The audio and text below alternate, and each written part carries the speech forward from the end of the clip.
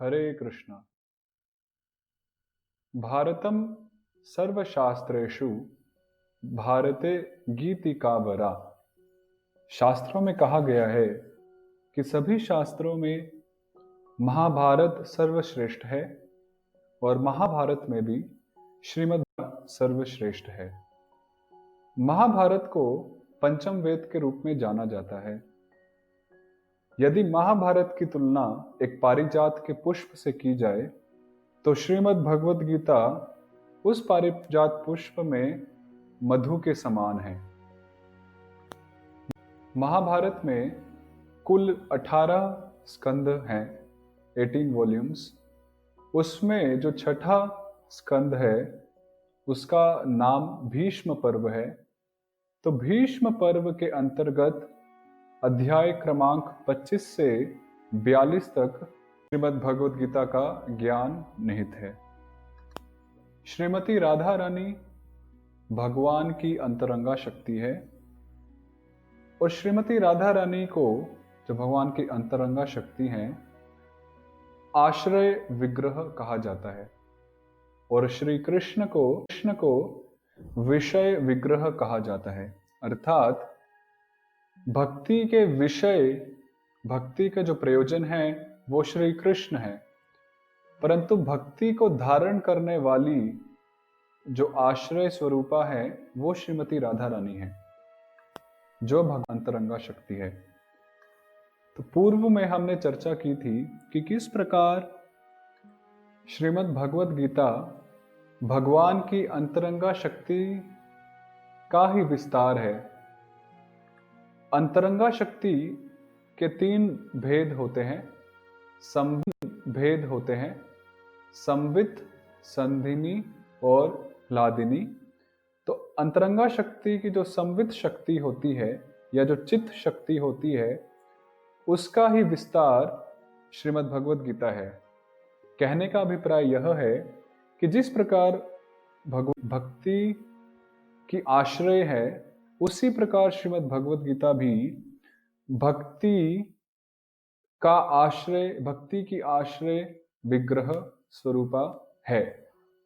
इसका अर्थ यह हुआ कि श्रीमद् भगवद गीता में भक्ति के सूत्र, जो भी श्रीमद् भगवद गीता का पठन पाठन करता है, उसका अपने जीवन में अमल करता है, वह अपने जीवन में भक्ति के उन सूत्रों को अमल करता है और धारण करता है।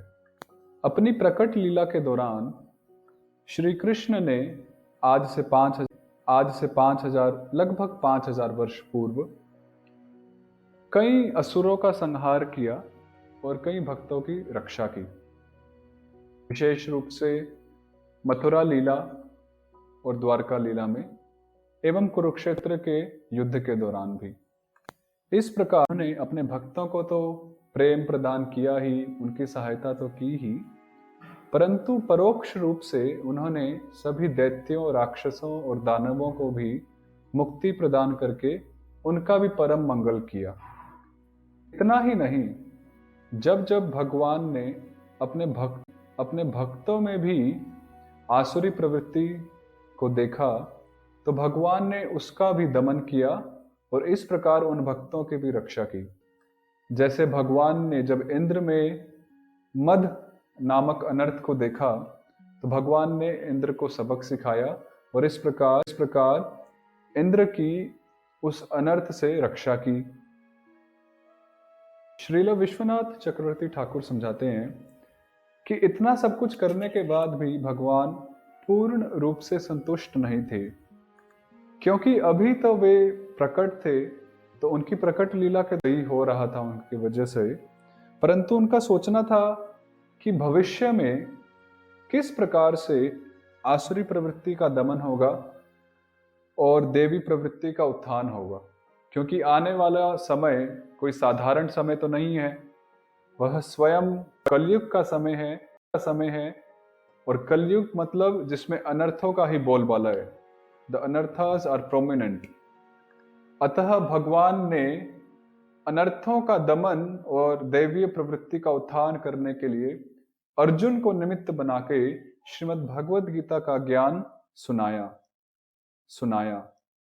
तो जो भी श्रीमद् भगवद गीता का आश्रय लेते हैं, श्रीमद् भगवद गीता के ज्ञान से, श्रीमद् भगवद गीता के ज्ञान से अनर्थों का निश्चित रूप से दमन होता है और हमारा दैवीय स्वभाव प्रकट होता है। इस प्रकार भगवान ने न सिर्फ अपनी प्रकट लीला के दौरान परंतु अपनी अप्रकट लीला के दौरान भी धर्म की स्थापना कैसे होगी उसका पूरा प्रबंध कर दिया।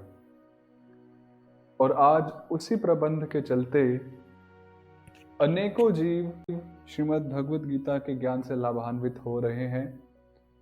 हम सभी भी किसी न किसी हद तक, किसी न किसी स्तर तक श्रीमद् भगवद गीता के ज्ञान से प्रत्यक्ष या अप्रत्यक्ष रूप से लाभान्वित हुए हैं, जो कि हम यहाँ तक पहुँचे हैं।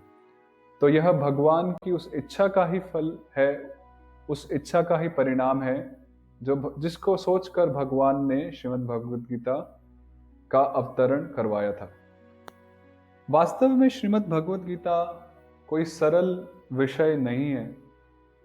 कुछ अज्ञानी लोग भगवद गीता को शिशु शास्त्र कहकर संबोधित करते हैं, अर्थात वो कहते हैं कि श्रीमद् भगवद गीता तो अध्यात्म में जो प्रवेश करते हैं, जो नए नए प्रवेश करते हैं, उन बच्चों के लिए, उन शिशुओं के लिए शास्त्र है, न कि उनके लिए जो अध्ययन में बहुत उन्नति कर चुके हैं।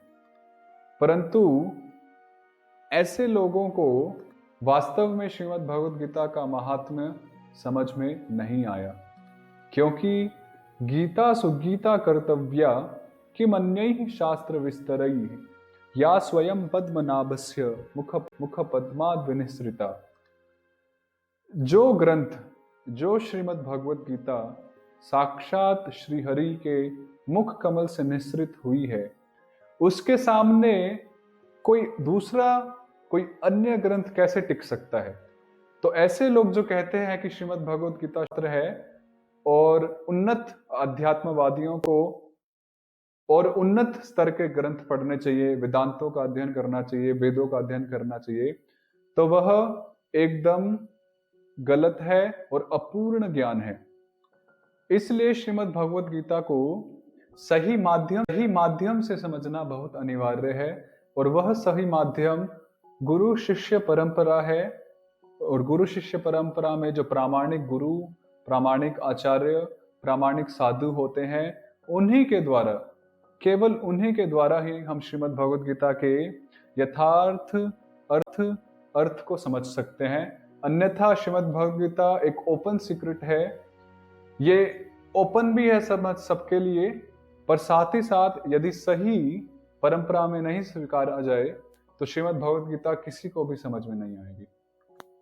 परंतु कुछ ऐसे भी लोग होते हैं जिनका मानना होता है, या जो ऐसा सोचते हैं कि उन्हें अपने और भगवान के बीच में कोई तीसरा व्यक्ति नहीं चाहिए।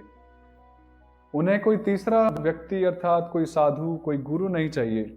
इसलिए कुछ लोग होते हैं जो गुरु, दीक्षा जैसी चीजों में विश्वास नहीं करते, और उनका हम और भगवान जो भी संबंध होगा हमारे और भगवान के मध्य में होगा, क्योंकि उन्हें ऐसा लगता है कि यदि उनके और भगवान के बीच में कोई व्यक्ति या कोई साधु या गुरु आते हैं तो उनका भगवान से संबंध कुछ फीका हो जाता है, फेड हो जाता है। परंतु वास्तव में जितने शुद्ध वैष्णव हमारे और भगवान के बीच में होंगे, उतना ही हम भगवान को, भगवान की वाणी को, भगवत तत्व को भली भांति कि भक्त एक ट्रांसपेरेंट वाया मीडिया होते हैं, अर्थात वे पारदर्शी होते हैं।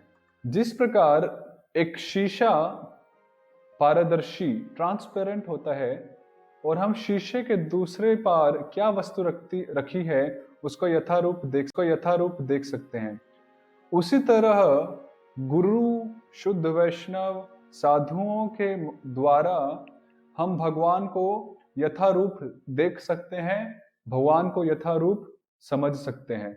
इसलिए स्वयं भगवान ने श्रीमद् भगवद गीता में बार बारी तत्वदर्शी ऐसे शब्दों का प्रयोग किया है। और शुद्ध भक्त केवल एक पारदर्शी, एक ट्रांसपेरेंट वाया मीडिया नहीं होते, वे मैग्नीफायर्स भी होते हैं। क्योंकि ट्रांसपेरेंट वाया मीडिया से तो वस्तु जैसी है वैसे ही दिखती है, एज इट इज। पर यदि हम एक मैग्नीफाइंग ग्लास लगाएं तो उस मैग्नीफाइंग ग्लास के द्वारा हम वस्तु को और जूम करके देख सकते हैं और विस्तार से देख सकते हैं। तो इसी तरह जो साधु गुरु होते हैं वे सिर्फ भगवान को यथारूप ही नहीं दिखाते, वे भगवान और भगवत तत्व को और विस्तार से समझाते हैं, विस्तार से हम जैसे अज्ञ लोगों के सामने प्रकट करते हैं।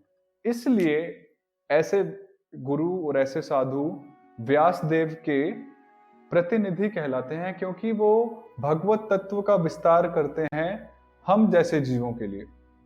अतः इस गीतामृत चैनल पर हम कई सारे आचार्यों की टीकाओं पर विचार विमर्श कर रहे हैं, जिनमें श्रील रामानुजाचार्य, श्री निम्बार्क आचार्य और श्री मध्वाचार्य, श्रील भूषण, श्रील विश्वनाथ चक्रवर्ती ठाकुर, कहीं कहीं पर श्रील जीव गोस्वामी, श्रील भक्ति विनोद ठाकुर और श्रील प्रभुपाद, इन सभी आचार्यों की टीकाओं के द्वारा हम श्रीमद् भगवद गीता का इस चैनल पर कुछ समझने का प्रयास कर रहे हैं, ताकि हम श्रीमद् भगवद गीता को गहराई में समझ पाए।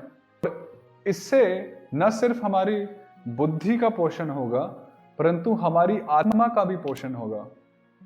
वैसे हमारी आत्मा कहना कुछ अनुचित है, क्योंकि हम ही आत्मा है, तो हमारा पोषण होगा कहना ज्यादा उचित है।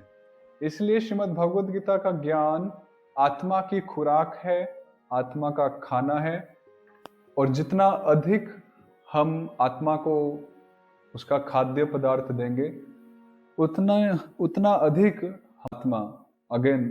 हम आत्मा प्रसन्न होंगे और संतुष्ट होंगे। हरे